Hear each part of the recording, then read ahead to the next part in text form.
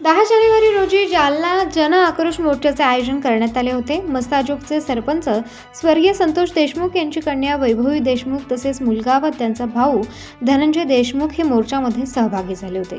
यामध्ये मराठा समाज बांधवांच्या वतीने या मोर्चाचे आयोजन करण्यात आले। यावेळी हजारोंच्या संख्येने मराठा बांधव तसेच सर्व समाजाचे बांधव या जन आक्रोश मोर्चामध्ये सहभागी झाले होते।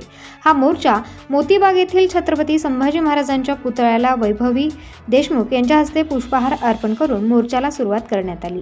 हा मोर्चा अंबड चौफुली येथे संपन्न झाला। स्वर्गवासी संतोष देशमुख व स्वर्गवासी सोमनाथ सूर्यवंशी यांना न्याय मिळवून देण्यासाठी सर्वधर्मीय संघटना व सर्व राजकीय पक्ष यांनी या मोर्चामध्ये सहभाग घेतला। या मोर्चामध्ये जालना जिल्ह्याचे खासदार कल्याण काळे तसेच संघर्ष योद्धा मनोज जरांगे व अन्य आयोजक नेते समाजसेवक व हजारोंच्या संख्येने मराठा बांधव महिला तसेच अन्य समाज बांधव या मोर्चामध्ये सहभागी झाले होते।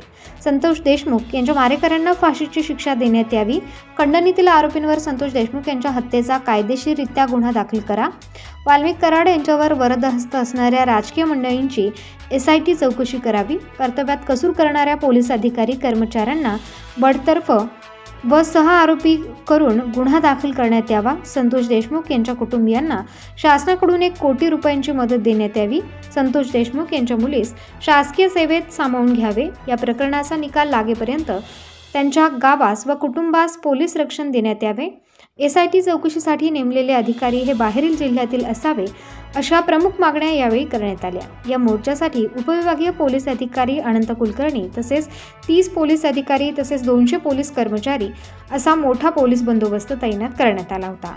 प्रबंधभूमी महाराष्ट्रासाठी सुनील भारती, जालना।